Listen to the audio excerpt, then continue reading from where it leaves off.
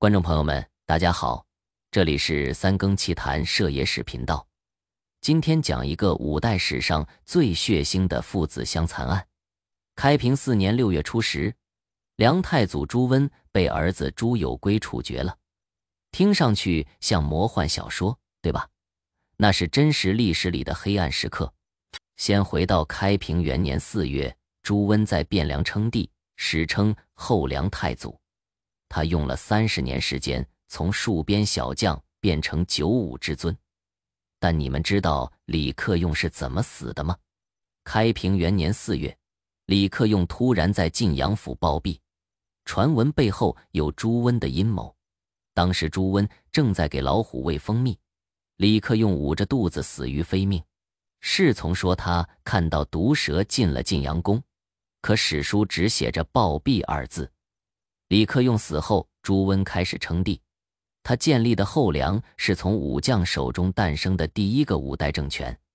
他手下有12大将，刘守光、李存孝、王建，这些人都是能征善战的猛将，但这些人背后都藏着朱温的心思。乾化2年6月，来看看那个可怕的情节。朱温的宠妃张氏每晚在宫外吟唱《孔雀东南飞》。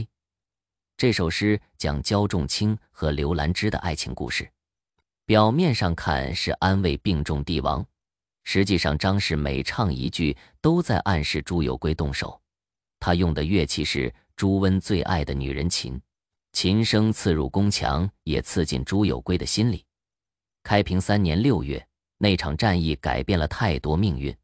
朱温的军队在升平之役大败，刘知俊叛逃康怀歪分战败，朱温最信任的将领接连倒下。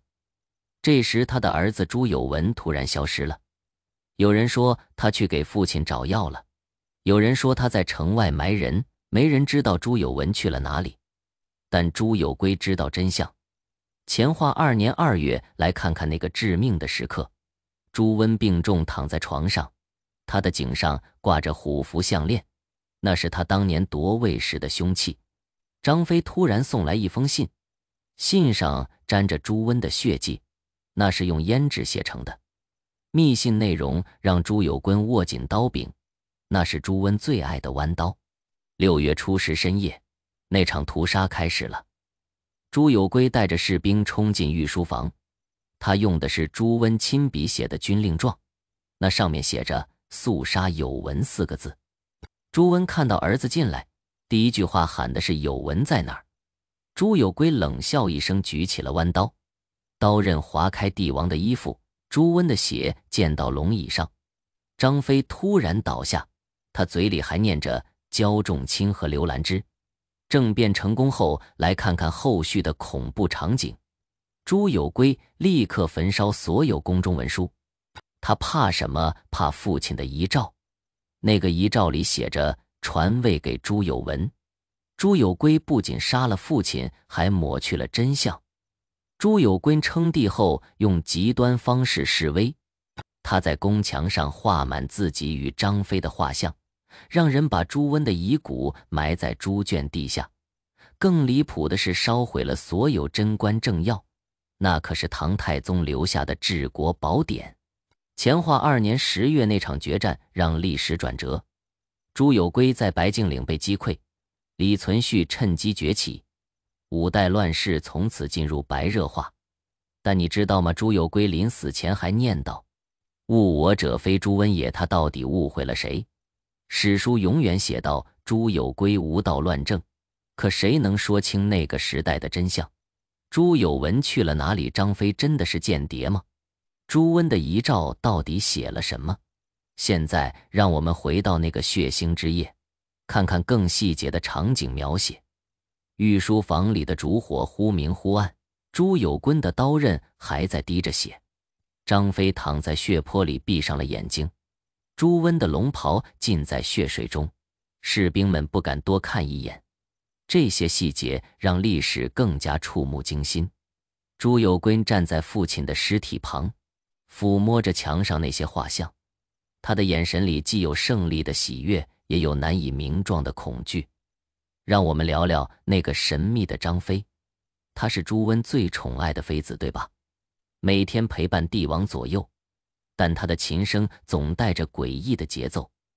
有人说他是李存勖派来的间谍，有人说他爱上了朱有圭，真相早已被火海吞噬。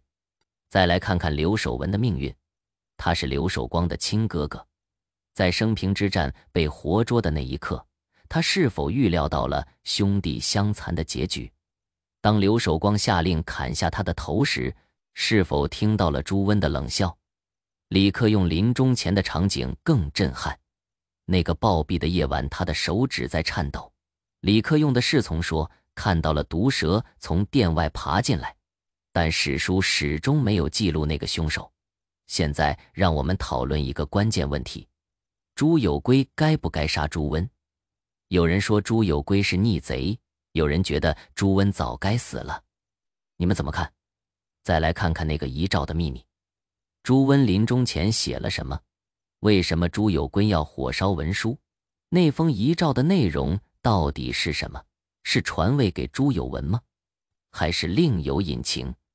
让我们设想当时的场景，朱温在病床上咳出的最后一口血，会不会沾到了那个虎符项链上？张飞的琴声是不是预谋已久，还是临时起意的叛乱？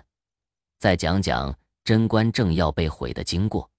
这些典籍记载了唐太宗的治国智慧。朱有圭为什么要烧毁他们？是为了消除父亲的影响，还是另有目的？现在让我们回到朱有文的失踪。那个夜晚他去了哪里？是去城外找药的普通大夫，还是参与了另一个谋杀计划？他的影子是否出现在御书房之外？朱有圭称帝后的生活很有意思，他在宫墙画满自己和亲信的画像，这些画作是不是暗示了什么？是不是在表达对父亲的仇恨，还是对权力的渴求？乾化2年10月的那场决战，李存勖为什么要趁虚而入？是不是早就预料到朱有圭的失败？这场战争改变了什么？让五代格局发生了怎样的变化？朱有圭临终前那句真相耐人寻味：误我者非朱温也，他到底误会了谁？难道是误会了父亲的心意，还是被张飞欺骗了？这些细节构成了五代史的诡异画卷。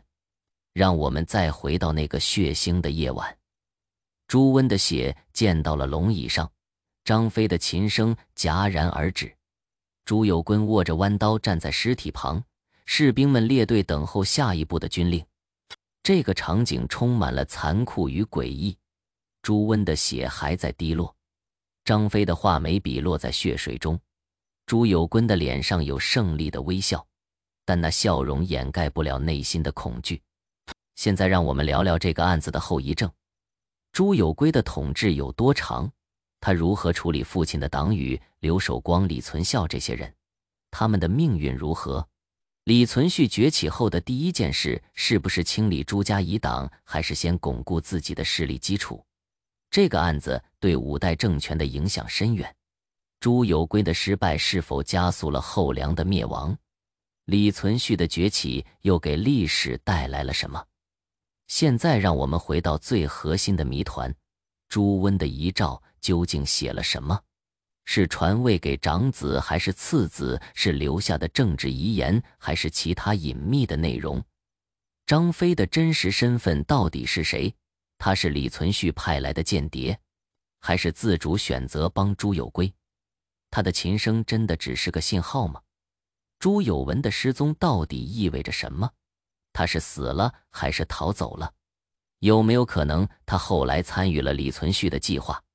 这些谜团至今没有答案，但它们构成了五代史最精彩的部分。在评论区告诉我朱有圭该不该杀朱温。如果你喜欢本期内容，点赞订阅并按下开团铃，让我们一起探索更多历史的诡异。